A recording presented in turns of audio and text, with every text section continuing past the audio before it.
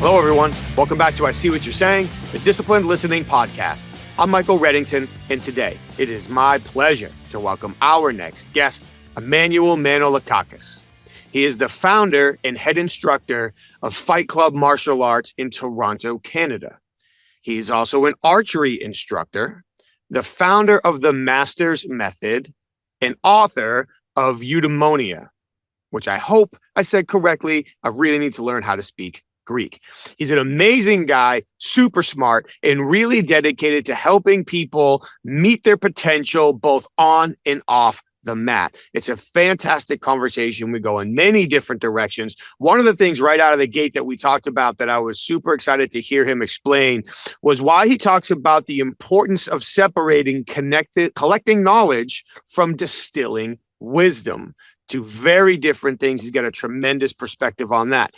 He also talked about how it is important not to match other people's bad decisions, whether it's in a physical confrontation or maybe an emotional confrontation. Just because somebody else made a bad decision doesn't mean we need to rise and match it. We still are in control of the alternatives that we choose.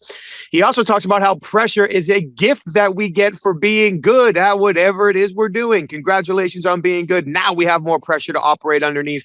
And he also talks about the difference between happiness and fulfillment. It's a wonderful conversation. I'm excited you're here to learn from him today. Thank you for spending your time with us.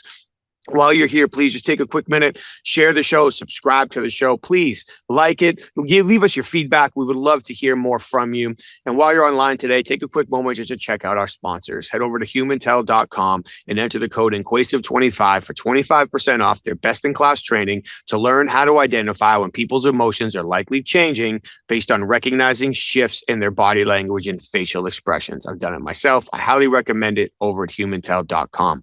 For the professional interviewers, please head over to certifiedinterviewer.com. That's where you can get all your questions answered about both the International Association of Interviewers and the Certified Forensic Interviewer designation. Everything you need to know is right there at certifiedinterviewer.com. And finally, while you're online, please head over to inquasive.com. And that's where you can learn more about the programs that our clients ask us to custom facilitate for their senior leaders, sales teams, HR teams, and more to teach them how to unlock the everyday confessions hiding in all of their high-impact conversations. We really appreciate you being here for another week. Thank you so much. So now, without further ado, we introduce to you Emmanuel Manolakakis. Good morning, Emmanuel. It is great to meet you. How are you today? Hey, good morning. Nice to be here. Great. Wonderful. Thank you. I really appreciate it. Join us from Toronto, Canada today after just coming back from a month in Europe. So thank you for taking the time for the conversation. When I was doing my prep work for this conversation, I'm going to set the record for using the word conversation to open up an episode. I think we might have already hit it. But as I was getting ready, not only was I really fascinated with your martial arts journey and background, but even more so how you apply that to honestly teaching people how to live better lives, whether that is personally with their families and businesses, whatever role that they have.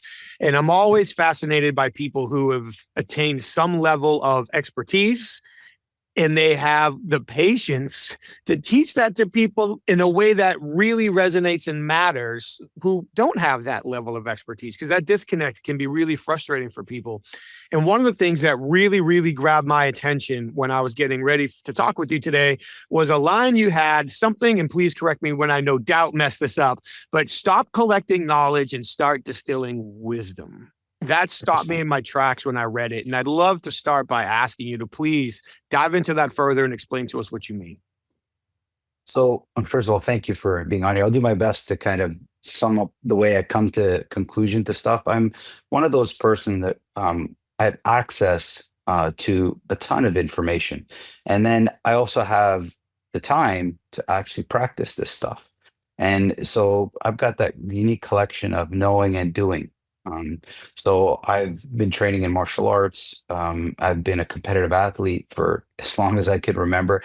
I started working out in I started my martial art journey in 1985. So that kind of puts it into perspective, right? And I just started because I was like hitting high school and, I'm 5'8", 180 pounds. But there were huge guys in my high school, man. It was big. And I'm like, I better learn how to defend myself and I better hit the weight room because people are pretty big here. And I started working out in 1985 and I've never stopped. I have been an athlete and a martial artist since then, and I've done a lot of different things. And the idea of, like you alluded to, people always collecting knowledge, um, but really what you want is wisdom. And so there's that old saying, I don't know who said it, but boy, it was good. It goes, um, knowledge is knowing that a tomato is a fruit, and wisdom is knowing not to put it in a fruit salad.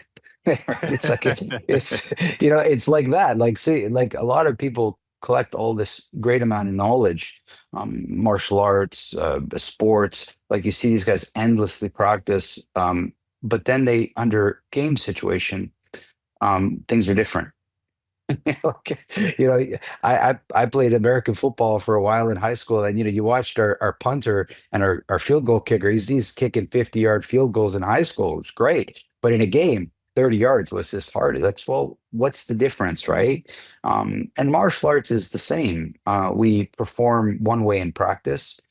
We collect as much knowledge as we can, but the wisdom is to know what really works for you. What will you really do? Like, I'm not saying, people want to understand this, and you see this with all kinds of weapons training, guns, knives. Guys, it's not easy to plunge a knife into another person. This is terrible. It's people make it sound like it's so easy, and it's definitely not. And so knowing what you would honestly do. So though many times I tell martial artists, I go, guys made a bad decision with a weapon, let's say.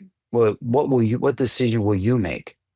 Right? And if you've never practiced on how to use a weapon in an alternative way, like a knife is a perfect example. I mean, you don't have to stab with it. You can use the hilt, you can use the butt end of it, you can use the flat end of the knife. It's a piece of steel for, without the lethal side of it, right? If you're not practicing those things, then you're doomed to have to copy another person's decision. I don't want to copy another person. Somebody had a bad day. He's, off his medication, or he's just, delusional, and he wants to, like, seriously hurt me. But I don't want to do that to them. I have to make my own decisions, right? Like, we do it quite naturally. If you're walking and some guy just says, "Hey, want some drugs?" Yeah, I'm okay. I'm good. Yeah, like, I'm not mad at you, but I'm good. I don't want any. You can keep going if you like. So these kind of things about knowing ourselves and having the wisdom to say, I wouldn't do that. Yeah, this is cool, but I wouldn't do that. Right. And martial arts, the fascination with, the Jean-Claude Van Damme stuff, right? The splits and all that stuff. Guys, this is great. Okay. But I mean, if you really look at like Taekwondo and all those arts that practice kicking, they often fall a lot when they're kicking these high kicks. I don't want to, that's not made on the TV, but it's so, I know myself. I probably would not kick like that. Um, but am I flexible? Yeah, I'm really flexible, but I'm not kicking there. I just know myself, right? And it's vegetables are like that. I have this love hate, really. Like, I know myself really well, right? I'll agree vegetables are good until they're on my plate, and then then we have a little bit. So what do? I try to eat. I try to get them into my diet a different way. The way that I can do it, so I can drink them pretty good. So I can down that, and I'm done my vegetable thing because I know it's good for me. But realistically, if it's on my plate, I'll probably push it aside. That's my wisdom. I know what I'll do. So, and I see this lately with this obsession that people have with um, uh, over collecting information, and the internet has done that to us, right? So, and now we've got like even the reiterations of like ChatGPT and all this other stuff where there's just so much information, and people it's gluttony. They're really collecting all this information, but they've never practiced it to distill the wisdom from it, right? That's all. It's that wisdom that we're looking for, and all the great philosophers talked about that. But I understand it's very intoxicating or very ego. I know so much, and it feels good, but what can you do, and what's actually applicable to you is very little, right? So I think, but you go back, let's go back 100 years ago, and with farmers and farming culture, right? Let's say um, we didn't have access to a lot of information, really didn't. And the world we knew was just outside our farmhouse. We opened up the windows and we saw the chickens, we saw the goats and the cows and the tree, and everything was right there. That was our reality. So we didn't have much information, but what was out there, we knew it well. We knew when the seasons were changing. We knew, that the crops were about to be ready. We knew the weather patterns. We knew things very deep, but we didn't have access to a lot of information. Fast forward nowadays, we have tons of information, but we don't know anything deep. Like we have no depth to what we know. Everyone will tell you how to build a deck. Good luck doing that on YouTube. Like that's why I gotta say, like it's much harder. So we want to make sure that um, for me, when I collect a piece of knowledge that I really like I want to make sure like I'm collecting something that means something to me. Then once I collect it, I stop. And if I like it, I need to put this into practice. But it's 30 days or nothing's going to change in one day. You got to put it into practice. So I do a lot of, whether it's martial arts, whether it's anything in life, minimalist lifestyles. You ever seen those guys who just try it? I tell everybody, take a month and just get rid of stuff. And then after 30 days, see how you feel. Right? You feel great. Well, try another 30 days. And then if you make it to 60 days, now you're starting to develop some wisdom. It means something to you, right? It's not just a theory, but you've actually tried it, and that's important, right? Breathing, you hear a lot of this in martial arts and athletics, right? The breath work.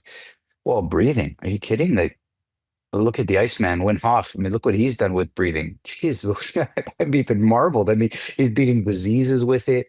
Like, you want to talk about wisdom, right? And he's not talking about wisdom for everybody. He's talking about his. So we all have a different type based on, I mean, I don't know all the stuff you've done, man. You might have had incredible amounts of experience. So wisdom is it, right? So I put the focus on attaining some knowledge. It's always wonderful, but putting it into practice. To me, everybody out there needs wisdom. And if you've ever played for a sports team, those guys that have won championships or those guys that have gone to the finals, those are the guys that you want on your team. Those are the guys because when like they've been there. It's firsthand, so it's quite special. Yeah, and there's something to say about people in any environment that know how they will react in any given situation. And that could be in a tough negotiation. It could be when a customer pushed the screws to them. It could be a tough, situation with your family, or like some of the instances, what you've mentioned, whether athletic or self-defense. It's easy we can think how we might act in a given situation. But the unfortunate reality is we don't know until we actually are there. And when we can learn from people who have been there or associate with people who have been there, there's lots of benefits. And I feel like you made a lot of great points in there. On the martial arts side, it's unfortunately too common to have somebody come into class one night and be like, hey, I was watching the internet. Look at these 5 favorite new moves I have. Okay, great. But can you get past the defense and into a position where you actually are able to execute those moves? Because if you can't, they're useless. And on I guess we could say the business side, you talk about knowledge and ChatGPT and all these things. You see people bragging. Well, I read 10 books this week. Oh, you did? Well, how'd you do that? Well, I was listening to them in my car on 3 times fast forward. Well, then congratulations. You had white noise. And I don't know how much of that you're actually going to remember, or to your point, to be 100%. able to put in practice. And that, collecting knowledge is great. I would never talk negative about that in any way, but distilling the real wisdom, finding common denominators through threads, what works for you in what situations, how do you put it into practice? That's where the applicable wisdom comes from. And I was really excited to be able to talk to you about that. And along those same veins, I saw 2 lines that I'll just jumble together, and you can split apart the way they need to be. Okay. But I saw you talk about how mastery is not a gift, and it's a journey. It's not a final destination. And for any of us who are looking to improve anything in our life, it could be diet and exercise, it could be physical fitness, it could be how we communicate with others, any of these things. I would love for you to dive in for just a couple minutes on what do you mean by mastery is not a gift, and why it's important to look at it as a journey and not a final destination. Well, it is things about gifts. I mean, it's kind of ridiculous to be honest with you. Of course, we all have some sort of things that we like to do, of course, right? Life, guys, is for everybody listening, is moving. Okay. It's a moving object. It's not still. Okay. And we as well, are changing. Like wasn't the same person I was 30 as I was 40 as I'm 50 as I'm going towards 60. I'm just not the same person. I wish I was, but I'm not, right? You're different. So this is why it can't be a final destination, because what mattered to me changes.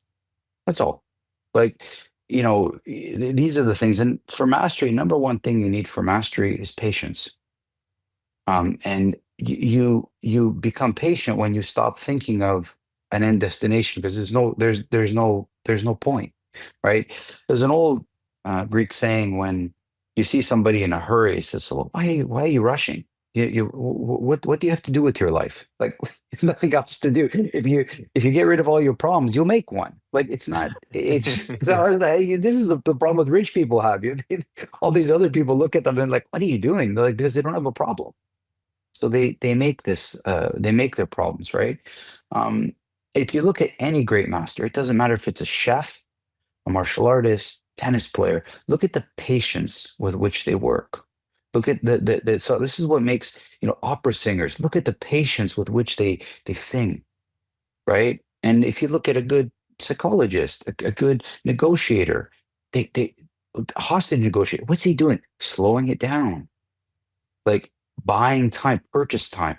In martial arts, because we're not talking about sports, and please, everybody listening, let's differentiate between the entertainment version of martial arts and and anybody that dispute this, forget about MMA and BJJ and system of the arts that I've taught and different. Forget it. Let's go back to 1930s. Okay, let's go back to 1930s, and you watch when boxing started getting involved with gambling, when that was kind of the big draw. Well, the guys that could knock people out, the knockout artists, the guys that they just could knock people out. They knew how to touch the chin. They were good. Nobody wanted them because they're no good. They go, because we need people that are wild cards, because that's how gambling works. We need fights to go on for a long time. So it became a business as to how can we pair things up so that the fight goes a long time, that it's unpredictable outcomes so that we make a lot of money. That there's a business side to it, and there's an entertainment side to it, right? And people that embraced it, like a Muhammad Ali, that was incredible. He understood that, and that's what separated him from all the other boxers, is he understood the entertainment side. So, in saying that, when you're looking at mastery, right? It's personal. It's personal. So it's the way you've done it. Look at BJJ is a perfect example. The Gracies, like, he developed this style because he was small. Because it wasn't now. It's the same in music. Somebody starts to develop a sound and it becomes theirs, right? Now, and if that sound is big enough, it becomes a genre, right? First you had rock and roll, then you had heavy metal, then you had, goth, and then you had this death metal, and it keeps going on, right? When do you stop creating music? You don't. And mastery is combination of something that you do and your personal touch on it. It's the way you are. It's the way it's your voice. Like, because Johnny Cash sings country. Well, but it's Johnny Cash's voice, right? Oh, this is important to me, that everybody listening understand mastery is the hard part about mastery is it requires you to look at yourself, and it requires you to look inside. Now that can be like all heebie-jeebie and mumbo jumbo, or it can just be like all levels of there's the beginner, there's an intermediate, and there's the advanced. The beginner levels, of course, everybody's new. Yeah, we don't know. I'm just starting something. And then there becomes this intermediate, and I work really hard to get there. But the advanced levels, it's not harder physically, it's internal. It's, are you able to be patient? Are you creative? Can you adapt to what's happening to you? This is survival. I've trained sports athletes, military guys, business people. Like, I still remember Y2K, man. I don't know if you were dead, but I do. I remember I was watching. working at the business. I was working at the business world. I was working at a big cell phone company as a manager.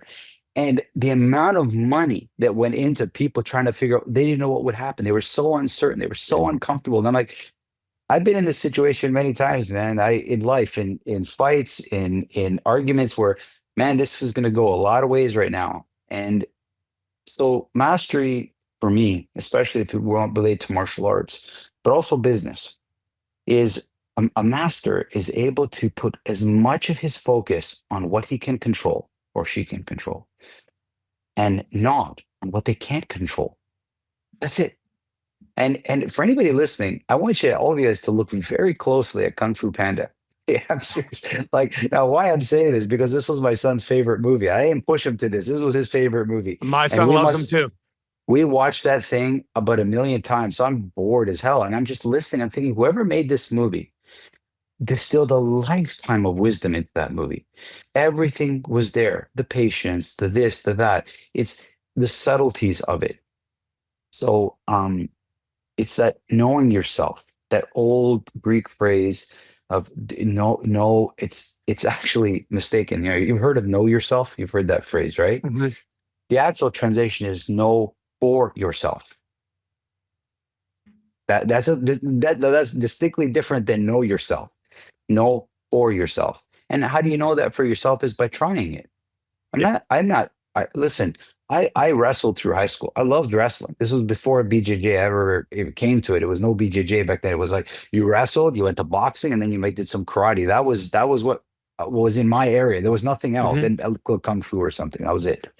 So I wrestled. And what did I see in Olympic freestyle wrestling? A ton of injuries.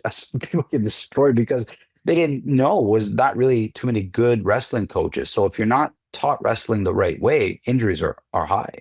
It's like in America, can you imagine if you have a bad football coach? You're not teaching tackling the right way. You're going to have a ton of injuries in practice. It's never the real game, just in practice. So understanding that those kind of things are, to me, very important. So when you look at a movie like Kung Fu Panda, it's got a ton of really practical information in it about what can I control or what can I control. And that's the difference between the Sifu and the turtle, the big guy, right? The big guy was like, but you can't control that, right? But what and that is a master right there. It's he's taken the time to look inside himself. I can't control what somebody else can say, but I can control what I hear, what I'm listening for, right? Listening, people talk about this. Like, oh, listening. Everybody's got all this knowledge on listening or talking, but they're not really listening. It's in listening. Like when people ask me a question, if I really care, I'll look at them and I'll repeat the question back to them. I want to make sure I heard what you said correctly. Right. And then I said, I'm going to think about what you said. I'm going to really listen to it in my head. And because I don't want to give you the convenient answer. I want to give you the right answer. The right answer is many layers down. It's not right away. Right? People, when they give you a quick answer, it's because they want to get it off their plate because they're multitasking. They're not truly, because we have this big problem in ourselves. We live such busy lives, all of us. We want to just get things off our plate. Take a second. If it's a question or a person or a situation that you really care about, take a second. I said, did I hear you right? Make sure.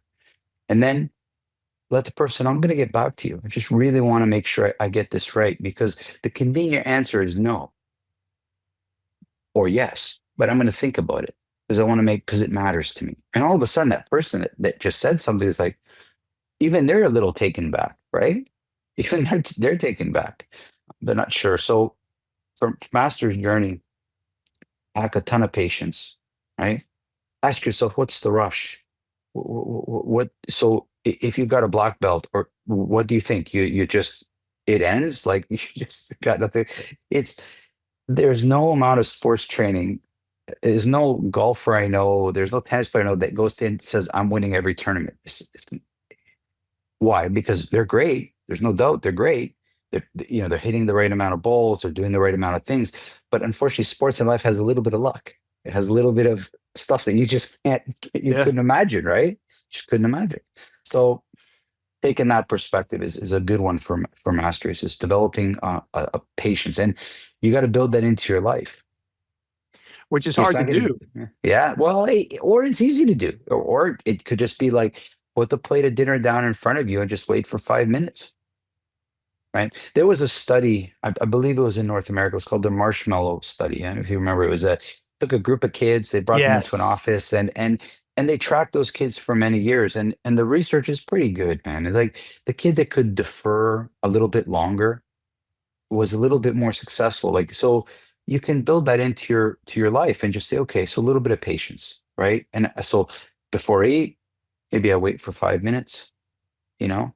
um Stuff like this is slowing things down is definitely the skill of like a Michael Jordan. you know the game is insane, it's going going going, all of a sudden free throw to win the game. Yeah. You got to bring your heart rate down. You got to clear your mind. You got to slow it down. You got to control what you can't control whether it goes in. You can only control the way you let that ball go and what you're thinking at that moment that you let the ball go. If you start to be ahead of it, that's the kiss of death. And I've That's a been very there. That's a very good point. And people talk a lot about being present, but also like listening and other things. They don't talk about how to do it. And if you're getting too far ahead, especially if we're not careful, our brains tend to take us down a negative road. Then it's Yeah, easy not only to not be present, but to get too far ahead down a path that is failure expectant, for lack of a better phrase, and creates those results we didn't want. For people that might not be familiar, I'll just go back to the marshmallow thing for a second. And I'm going to over summarize it and probably offend the people that actually did the study. But realistically speaking, they had a bunch of kids, like you said, young kids, and very young. they would Yeah. put them in a room with marshmallows on a plate in front of them. And very long story short, they were testing to see delayed gratification. And yes, they followed those kids for years after, I believe, all the way through high school, if not longer. Way past into the And years. Yeah. the kids that were able to develop delayed gratification at the earlier age, the ones who were willing to wait the longest to eat the marshmallows, consistently were more successful later in life. So that the point about that internal control, know for yourself, I love that separation there. You said so many things. I do love that focus on what you can control. One of the things that we like to say is focus on what you do have, not what you don't have. what can you control? It's hard to do. But I want to circle back to that patience thing for a minute. And I'm sure you see this when you work with people. For me, I run into this a lot. Patience is a huge piece of what we do. And if anybody asks what's the most important part of listening, patience. Is if you can't be patient to slow things down around you, and if you don't care enough about the outcome or the relationship, then you won't listen. And all the things we teach you in whatever 100%. group we're in today, they're not going to matter. So in your experience, how have you learned to exercise patience, especially in scenarios where you know something so well or can see it so clearly, and the person in front of you feels like they're participating in a different conversation altogether? So as a martial artist, so remember my club is called Fight Club. So with a name like Fight Club, do you think I ever in my wildest dreams would have ever thought I would be teaching kids? Never. Never. And it was never even, it wasn't even an idea on my plate. I was teaching Sistema, and I was happy, and adults were coming. But then these adult students, mostly men, were going home and teaching their kids what I taught them. And they loved it. And they started to come to me very slowly over the years, say, Manny, you should be teaching kids. You should be teaching kids. I'm like, it's like, I can't do this. This is like in martial art, we're talking my old thinking, right? It was like, oh, this is soft, you're teaching kids and da da da, this is like, this is like just a money grab, or it was kind of like those ideas. And then I said, well, get a lot of knowledge now, but it's applied. So I started with a group of about 6 boys. These are students, adult, their parents were my students, and then they were a little bit older. They were like 8, 9, 10. These 7 kids were kind of like my attempt to understand teaching kids. I never done it. So I before I started to go down that road, I wanted to see, and it took me years to finally figure out how I was going to teach kids. I didn't want it to be playtime. I wanted it to be martial arts. I didn't want it, but I also didn't want it to be another sport that they competed for medals. There's already enough of that in Toronto. There's soccer and baseball. I mean, they don't need this. I needed to do it. And then I found my way. I said, I know how I'm going to do this. I have to look at a kid, and I can't see them for the age they're at. I can't see them at 5, 6, 7, 8, 9, 10. I see them at 21. So I say, what does this kid need to know by 21? How can I get them to be responsible, character, courage, happy, healthy? How can I get them to that place? Right. So I look at where they are and I focus on the type person I want them to be when they're at 21. And that allowed me to bypass this like silly, kid thing. But what happened was an interesting scenario. I was teaching kids, and then I had an adult class right after. So I had the kids class first and the adult class. And then what was interesting was I could see the kid, I could see the adult that kid would be. I said, "You're like Zane in the adult class." So little George. I go, you know what? If I fast forward, you'd be like John. And then John, I go, you would be George. Like I was starting to make these connections of like the boy within the man and the boy that could be the man. Right. And I could see that how we all are that. Like, I mean, I'm sure when you get together with your high school friends, I mean, maybe we grow up, but boy, we can go back to that time pretty damn quick. If we start a few drinks or have some fun times, right? We have that inside us, right? And I realized that the adults are a little too serious. They need to play a little bit more like the kids. And the kids who are playing too much need to be a little bit more serious. Not like an adult, but you can see the kid is just being silly or playful because they they don't want to grow up a little bit, and we have to kind of push them down that road. It's not like I don't want to make it sound like I'm religious. I love playing with kids, but I'm trying to figure out we all need them to mature. Like I don't I have a 19-year-old son. I mean, I don't want him to be living in my house till he's 30, like in mature. I want him to grow up, right? So that interesting play of like the adult needs to play more and the kid needs to be a little bit more serious. That transition is very important, right? And when it comes to patience, you got to pack your patience when you're teaching kids, right? Um, and the kids is very simple. They got to trust you. They have to know that they can trust you. And if they trust you, there's nothing they won't do for you. And they're going to learn at their rate. You might want them to learn this, but they're going to learn something. And that's my thing. As long as you're learning one thing today, I'm happy. And I love teaching them. And I wish I could say that you can teach all of them the same way, but you can't. They're all different. And if you're going to treat, if as a teacher, you need to have the patience to allow the kid to disappoint you many times, but understand that they're getting it underneath. They're not trying to be difficult. It's just it's just who they are. It's like people, we think it's so personal. It's like, you're doing this to spite me. I said, no, they're just kids. It's just this is what they do. So, and it does have to be just martial arts. Teach a kid's soccer team. Teach a kid's baseball team, man. And just be patient. Understand that they're going to develop into the Michael Phelps, one of the greatest Olympians of all time, American swimmer. When he was 13, he pissed off the coaches so much. They made him sit under the diving board. This guy's the best Olympian. Can you imagine that coach saying, "You're not good. Go stand under the diving board as your punishment." Think about that. Yeah. That's something, right? That says so much about, you know, pack your patience. Otherwise, you would never seen the greatness that Phelps was. Holy crow. But a swimmer, like, and at 13, it was like we had a couple like athletes like this in Canada where we had a swimmer, one of the most decorated swimmers here. She barely made the Pan Am Games, barely. And the year later, she had 4 golds in the Olympics. Like there was no pressure on her. It's like they didn't. And so these things happen. You got to pack some patience and allow people to change. Like don't write them off. They're changing and they're young at an immense amount of rate. I believe adults change too, a little bit slower.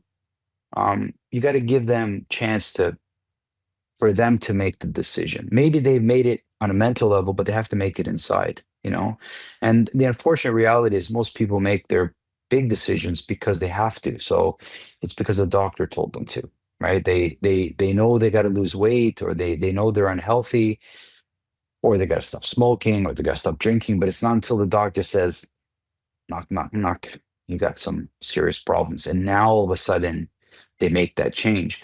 Well, did you need a dilemma to do this? You didn't, but it helps, unfortunately, right? So patience, if you, that's one way. So teaching kids, right?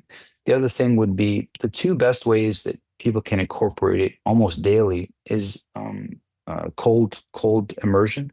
I do that. Have you seen that video? So listen, I man, do it you too. go I did in, it at 5 o'clock yeah, this morning for eight and a yeah, half minutes. you go in, and it's like everything in your body says get out. But then I try to get to about 5 minutes, and that's my thing. I'm like, okay, let's go Yeah. five, and then I get out. But I know that I'm making a choice to stay here. I can control that. That's my choice. And then the same with fasting. It's like try not to, what would happen if you don't eat for 18 hours? What would happen if you didn't eat for 20 hours? What would happen if you didn't eat for a day? You need 3 weeks you can live without food. I'm not saying you have to do that, but these are ways that you can Yeah. practice, right? Push You yourself, know, test yourself. yeah, or just be patient. Like stop over stressing your system with, people. The other thing I'm realizing is I see a really common trend is people take a 9 to 5 attitude and they bring it to 5 to 9. It's not, guys. Your off time is your off time, man. Enjoy it. Stop scheduling everything. Like just enjoy your time. Like I love going fishing. I'm an avid archer. I get out into the woods. I go hiking. I do my fishing. I'm not sit there going, okay, I'm fishing from like 6 to 8, and then I'm going like, no, like if there's a lot of fish, I'm fishing longer. It's like, and I just enjoy being out in nature, and that's when you're always scheduling stuff or trying to get the most out of stuff. It works sometimes, but not all the time, right? So No. this And, is what's and good about being in the world and being patient. So there's many ways of incorporating that, right? Um, Building it into it. This is mindfulness training. This is the spiritual stuff. Just take a break, man. Sit down and just breathe, and yeah, of course, putting the phone down, right? yeah. Or that constant need for every free moment I have has to be occupied. Not necessary. Not No. necessary. Which sets me up for another question I saw that I wanted to ask you, but just touch back Yeah. on a few things. For the record, I only did 8.5 minutes this morning because I changed the songs I was listening to. So like the songs are my clock when I'm in the cold plunge. I changed the songs and didn't realize I added like 3 minutes to it. So I'm in there going, this feels a lot longer. I dry off. I go to my garage to do some push-ups. I look at the clock and I'm like, oh, well, I didn't do that right. So I did it longer by mistake this morning. Fasting I've never done. Do you remember those old Snickers commercials where like people Yeah. would be over hungry and then go crazy? That's me. So I'm a little bit worried that if I fasted for 18 hours, I'd end up with a prison sentence. But under the I'm the not. right controlled circumstances, I could do it. Yeah, like and take it. Listen, believe me, it's a wonderful practice, and if you once your body starts to understand it, you'll feel an incredible amount of health benefits. It's just as much as the cold plunge. Push-ups. Here's another way you can do it with push-ups. I mean, people can do, obviously a number of push-ups, right? But try just holding the very top of a push-up. Try hold it for a minute, and then next time 2 minutes. I actually saw somebody hold a push-up for 37 minutes. I'll never forget it. I could hold a push-up for about 20. And so you try that and talk about delayed gratification. You can just drop yourself and it's over. Yeah, Like and you're you're done. sitting there holding your push-up and you're like, dum diddy dum diddy dum. Like all the thoughts go to your head, right? And then after 2 minutes, like all the old injuries are talking to you, shoulders, back, Yeah. you're getting uncomfortable. There's gratification. You just stand up, you can just lie down. But the moment you push it 30 seconds, it's incredible. Now that conversation is, I'm in control. And And that's that's the power. That is the power of it. Like you don't have to fight. A lot of martial arts train and they put themselves in a position where I have to fight. No, you don't. no. No, you don't. Fighting for a profession like a military guy or these, it's a command they got. They don't make that decision. They have to wait for the order. That's it. It's like so if they can do that, you should wait for the command from your body to say, this reason that I'm about to punch somebody has passed all the parameters of my purpose. Yes, if it's, I'm not going to punch you for a parking spot, man. I just won't do this. It's a stupid decision somebody's made. I'm not doing it. Right. So I have these filters that are working all the time that's saying, I'm in control of all decisions I make. If I punch somebody, it's because they truly deserved it. And sometimes bad things happen to bad people. I can't change that. Right? But I will not do something. I won't do something like that. I want to make sure that these are decisions. And when you're doing the cold dosing, when you're doing the fasting, when you're holding a push-up, you're having conversation with yourself. I am in control, not things out of my control. Right? So this is a powerful, powerful way of looking at it. It is. And to your point. Well, actually, a couple of things real quick. That's at least the third time I've heard you say somebody else made a bad decision.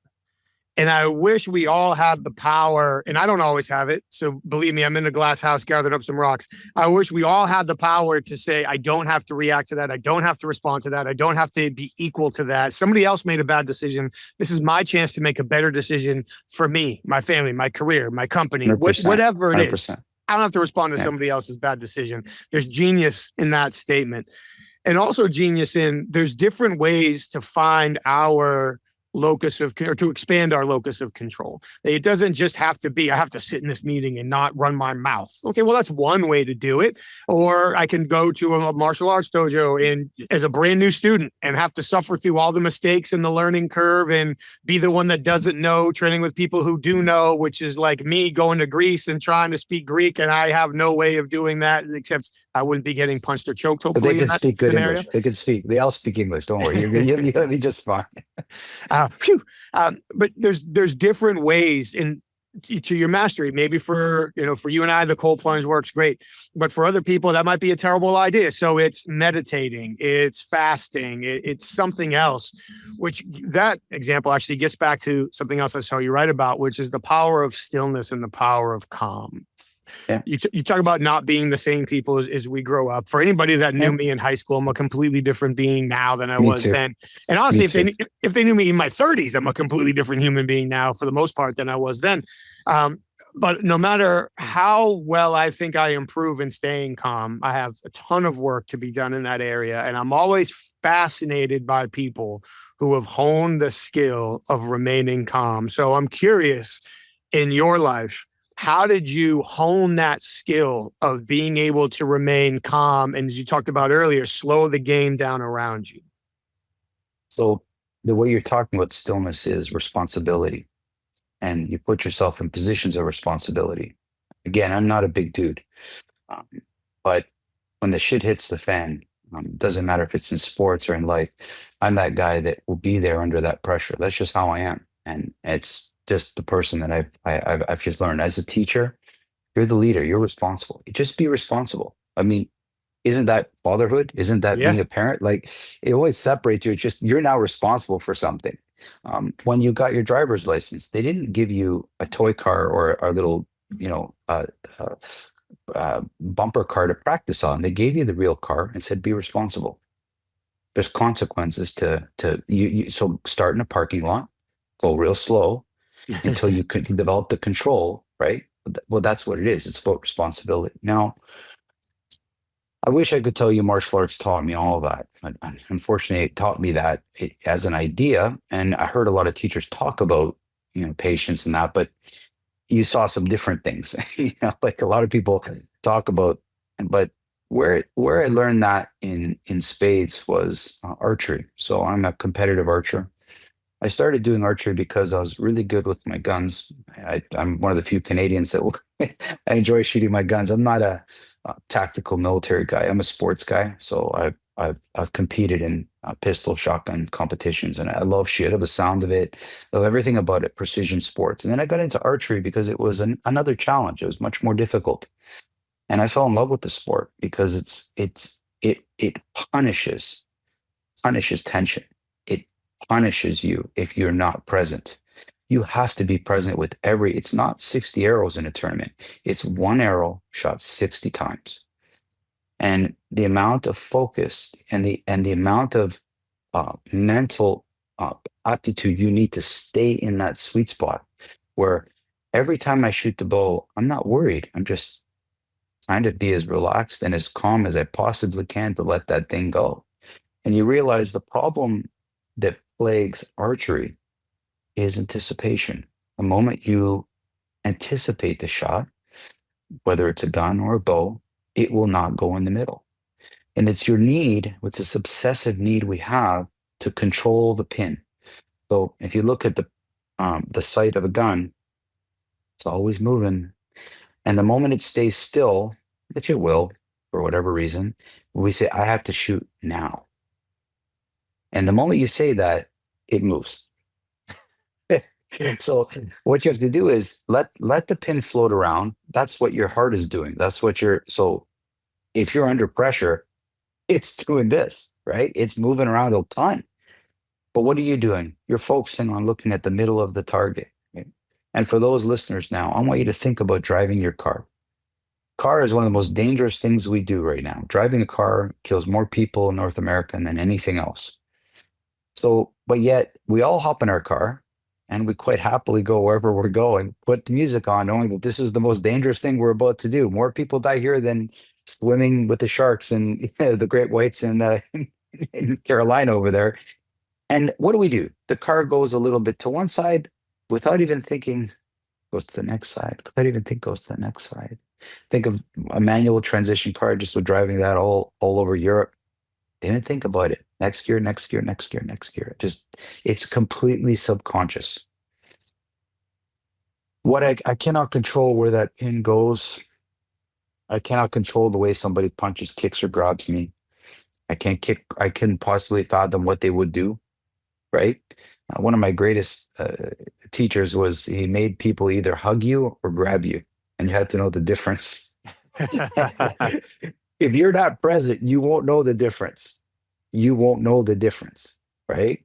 And that says a lot. So I cannot control what somebody else will do. I cannot control where the pin moves. It's going to move as it moves. I can only control what I'm thinking and what I'm feeling at the exact time of release or pulling a trigger. Archery taught me that a lot because it punishes you when you forget about it. It's going to be a miss for sure. And I've won many tournaments regionally, provincially, nationally, and I've also lost a lot of tournaments. And every time it's like, damn it, man, 1 minute, 1 second, you just focus was gone. And it just reminds me of like, well, this is what World Series is like. For just one moment, the pitcher throws a pitch over the plate, it's gone, man. Like it's the whole season. It's just one moment. It's like that in any sport where so much is on the line for one quick moment. The 100-meter sprints, the hurdles, one small thing and it's over. And that's the nature of it. So next thing you know, Joe Carter is prancing around the bases. Yeah, this is what happens, right? But we've seen a lot. I mean, we've had a hockey team go through some funny moments. So we have our own struggles here in Toronto with the Leafs. But what I'm trying to get to your listeners to understand is I've developed through archery, and then I also had it through martial arts. But archery is so much focus so that's another way. Listen, archery is a ton of fun. Go try some archery and you'll see what I mean.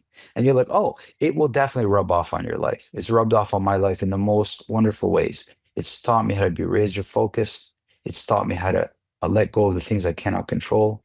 And all those things have benefited me in martial arts. And then vice versa. I learned archery so quickly because I had those foundations for martial arts of discipline and understanding. Like they match. Now, this is my path, but maybe you like something else. I don't know. Maybe you like golf, or maybe you like tennis, or whatever you like to do. Just say to yourself, what is the highest representation of this thing? That's all. That's all I'm asking people to do is don't play in the intermediate world, right? If you can, at least once in your life, say to yourself, cooking, I don't know, art, music, try to study it at a really high level and see that what separates the intermediate from the higher level is just more patience. They're just patient. Yeah, it's a beautiful way to say it, and it's so true. Quick aside, the first hockey, I'm from New England, so I've been to any number of hockey games. Okay. Grew up a Bruins fan, but it was the first time I brought my wife to Canada. I think we went twice to Toronto together, one for a job that I was doing, one for a job that she was doing. Either way, one of the times that we went, I just happened to look at the hockey schedule and the Bruins were playing the Leafs in Toronto. And you'll probably remember the year because they were retiring like 11 jerseys on the first night of the season. Like it might have been 8, whatever, but it was like a whole bunch of jerseys. So the very first hockey game my wife ever goes to is in Toronto. And I'm trying to explain to her, like, give her like the American equivalent. Like, this is the arena. Like we didn't just go anywhere. Like, you got to see your first hockey game at That's pretty good. The number one arena in all of hockey. Yeah. But to get back to what people probably want to hear us talk about, and not all the great times I've had in Toronto, you also have a book. And Yes. I haven't asked you at all about your book yet. And so I gave myself a 30-second lesson in Greek before getting on here with you this morning. Okay. So you're going to have to tell me how close I get to this, if I get close to this at all. So I believe the name of your book is pronounced Eudaimonia. Eudaimonia. Ah, Eudaimonia. It's well, okay. It's I was okay. in the It's ballpark. hard. Yeah. And here's where I might go 0 for 2 here, which is Greek for Yeah. something along the lines, as I qualify my statement, of like fulfillment or a well-lived life or something down that road. It's a deeper meaning than happiness. It's not just like, as we would say, I'm happy. It's much deeper, more fulfilled than that. So with the couple minutes we have left, I would love if you could introduce us to the concept of your book and really give us your thoughts on how we can reach that level of fulfillment, not just that surface level happiness. So pandemic hits, and I've been meaning to write a book for a long time. Now, I've been a martial artist, so I thought, oh, I'm going to write a martial art book. But for some strange reason, it never really, it never gave me such great joy. I mean, I've done martial arts and I have a lot to say about it. But when I really looked at myself, a lot of people don't really know me. They see me as the artist in this different ways, but behind that, there's many layers to me. And I realized I think people need to understand my perspective more. When you've done something a long time, you play in a space where it's hard for people to understand. So to me, when I see martial arts, I see bad guy or the bully, and then the hero coming in. The problem with that is what's an interesting play is, will the good guy make the bad guy good, or would the bad guy make the good guy bad? Like in many martial arts, we feel, you just gotta, it's gonna get ugly. This is the way it is. It's dirty, and and this becomes this intermediate level of martial arts becomes the norm, and that's not the case at all. If you look at the real warriors, the true high level warriors, the guys that were warrior poets, you would call them, they weren't angry. They didn't hate the person in front of them. They loved the people behind them. That's why they fought. For them, it was beautiful. Whether it was a sword, whatever it was, they weren't angry. They were free. They're so close to death. They realized, if I'm going to die, I'm going to dance with this thing. I don't want to shuffle. I want to dance with this thing. That's the only chance you have of survival. If you can't dance with this, it won't be hard. And I realized I could never do martial arts as a bad guy. I've always been doing the right thing and just coming at it from a good guy. So I have to be so good that a person that's bad changes their mind. So the idea of eudaimonia, when I came across the word, Aristotle had said is his idea. It's not mine. Old Greek philosophers. When I read this quote, I shocked me. I never heard it before. And it's the highest human good. And that caught my attention. And Aristotle believed that man's virtues are fully formed by exact age of 51. That was his exact. And when I read that, I was 51. And I was like, okay, there's too heebie-jeebie now, right? I was like, okay, I think this is the title of my book. And I realized, whether it was martial arts, whether it was personal development, people have to say to yourself, what are the things that you do that represent the highest good for you?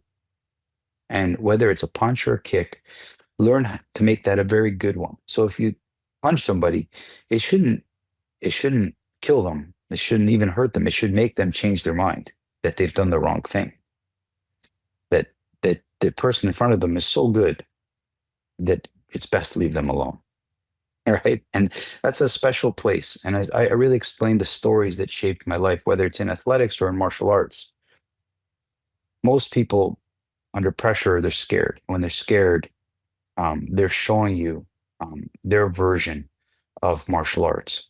I'm scared, so I'm going to show you this. But look at any high-level sports team. Look at any tennis player. Look at any golfer that's playing. They're having fun out there. That's the only way you can access the highest level of yourself, is if you're happy with who you are. And happiness comes because you're doing things that are good for you, right? If you're eating good food, if you're saying good things, if you're going to good places, if you have good friends, you're probably going to be pretty good, right?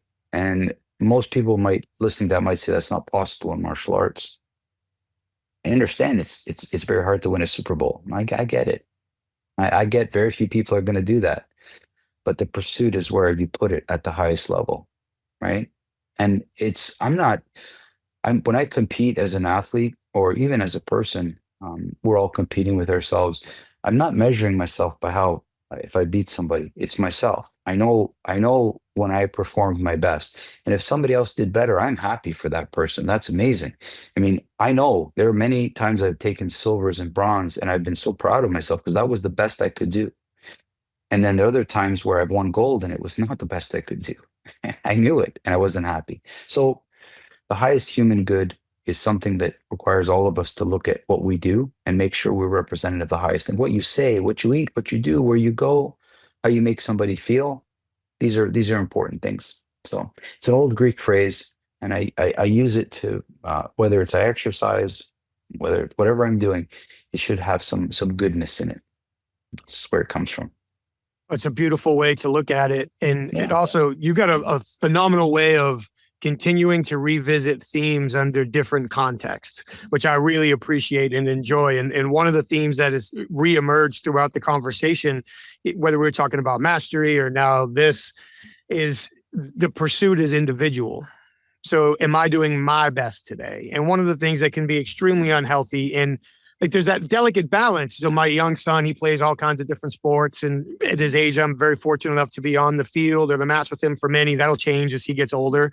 Yeah. But as he compares himself to other kids, like there's a point where that's a little bit healthy because it's like, okay, Yep. I want to attain that. But then there's a point where it's very unhealthy because now it's, well, I can't or I won't and I'm not. And you don't like, Gabe plays half a dozen different sports. And if you see a kid that plays one sport year round at the age of 7, well, there's going to be disparity. Now, by the time they get to 13, that disparity is probably going to go away. But right now, there's that disparity there. So the fact that to keep that in, to really limit that unhealthy external comparison and just say, okay, Yeah. Am I better today than I was yesterday? Win or lose, did I put in my best effort? Where did I create gaps? Where did I do my best? Like that's where we can really find ourselves on that journey and making meaningful progress. As a parent, as a parent as well, just as my kids also played high level sports, and I never coached them from the sidelines at all. I asked them if they ever want my help, I'll help them. But till then, I'm just going to enjoy watching them. I'm going to enjoy the ups and downs and the evolution. And I always talked about how they did, how they felt, how they played. And to understand sports is ups and downs. You'll have some good games and some bad games. And that's it. And my son has won many basketball games. He always gets that. But unfortunately, on his very last game in basketball that he played before he went off to university, he missed that shot. And I looked at him, I said, the coach gave you the ball because he thought you had the best chance of making. Not that you can always make it, and this is going to be like, but you took the shot. That's the most important thing in life, is that you got a shot and that you had the courage enough to take the shot. That's what, that I've done it many times in my life, and I never focused on the miss. I just focused that the coach believed in you enough to give you that shot, and that's it. That's pressure for those of you listening. Pressure, how you want to understand pressure. Pressure is neither good or bad. It has nothing to do with it. Pressure is a combination of a situation and arousal. Those are the two things that make pressure. And pressure is the gift that you get for being good. So when I make it to the finals in an archery competition, everybody's watching and they wish they had that pressure. That's the gift for being so good. You're gonna be the last one to go. You're not gonna go home early. You're gonna be there till the very end, right? That's the gift. And when you see it as an honor, it's bestowed upon you. It's not a burden. Most people see pressure as a burden. It's not a burden. Right? It's the gift for being very good at what you do. People will come to you because they know that you can get it done. That's a phenomenal way to look at it. And my son is a decade or so behind yours, but if I can at all get my son to see things that way and think of life and think of situations that way, we'll be way ahead of the game. I could keep this conversation going on for hours. I imagine you have other things to do today besides just talk to me. We mentioned your book. I mentioned checking out your websites. I'll make sure that I post the links everywhere, but let people know, for those that would like to continue to connect with you, to learn from you, if they're up in Toronto, potentially train with you or bring you to where they are, read your book, where can they go to continue to learn from you? So there's two places. One, I have my martial arts site, which is fight-club.ca, and I'm sure you'll post that on the notes. And then there's mastersmethod.ca as well. I do a lot of online training, students all over the world, Europe to the States, and I can coach them. It dawned on me about 10 years ago. I have a couple of friends of mine that are on the national team for cycling, and their coaches are in Belgium. I'm like, how are you being coached? I can't even say, and they're like, easily. And I realized, actually, yes, it's nice to have a coach, but if you have access to somebody that can get your mind and other stuff in order, there's no one person that can do everything, right? So I realized there's actually, and I've been coaching people, you name it, martial arts, business, in all different ways, to kind of help them get to know who they are so that they can become more authentic when it comes to business, sports. This is the main thing, right? It's a voice, guys. Like, we all have a voice, and to understand what yours is it's not going to happen magically. You need a good coach. Like in athletics, we know this. It comes down to your coaching. Like, I'm just a great coach for that stuff, and wherever that coach is, I go, whether it's online or whether it's in person. But with this technology, why not? You can get a lot accomplished verbally as well. It's not everything, but it's some stuff for sure. So they can reach me in many different ways. I'd be happy to connect with anybody that's ready for something better. Like, there comes a point we all as people say, I just want better. I've made the decision. I want better. That's it. And when you make that decision, it's so powerful because you're done with where you are. It happens in martial arts. I'm done with the level I'm at. I want that higher level. Well, it's a change in mindset first. It's not a skill. It's a mindset for sure. Absolutely is. I will post all of those links. Thank you, man. I really appreciate your time this morning. Thank you so very much. It's been great to meet you. Great speaking with you. And hopefully next time I'm up in Toronto, we'll have a chance to meet each other. Please do. You're always welcome, guys. Anybody's welcome. Please come. I appreciate it. Thank you so much. Emmanuel, thank you for a fantastic conversation. So many pearls of wisdom in there that's really important for all of us to hang on to and think about, whether we're going on our personal development journey, our business development journey, martial arts journey. Really doesn't make a difference. And I could call out so many things that you said, but one of the things that I really loved was the importance of avoiding information gluttony. Just because we're inundating ourselves with information doesn't mean we're retaining the most important things, doesn't mean we're generating insight the way that we need to, certainly doesn't mean that we're applying it the way that we need to. So I really like how you talked about avoiding information gluttony. Very important point. As was, pack your patience, because anytime we're going through a transformational experience, it's going to take a long time to get there. And along the way, there might be more downs than ups. So pack your patience for sure. And I love how you talked about mastery being personal. It's a different journey for each of us. It's a different set of experiences. It's a different outcome, all of the above. Thank you so much for all the work that you do. And thank you for the time you shared with us today. And of course, thank you to everybody who joined us for another conversation today. We truly appreciate you coming back here week after week. Thank you so very much. While you're here, please take a quick second, like the show, share the show, please subscribe to it. Leave us your feedback. We would love to hear from you. And while you're online today, please take a quick moment to check out our sponsors. Take just a second to head over to humantel.com. That's where you can enter the code INCLUSIVE25 for 25% off their best-in-class online training to recognize when people's emotions are shifted by identifying changes in their facial expressions and nonverbal communication. For the professional interviewers, head over to certifiedinterviewer.com. Get all your questions answered about both the International Association of Interviewers and the Certified Forensic Interviewer designation. And please, before you head out today, head over to inquasive.com. And that's where you can learn more about the presentations our clients ask us to custom facilitate for their senior leaders, sales teams, HR teams, and more, to teach them how to encourage people to share sensitive information under vulnerable circumstances in the face of consequences.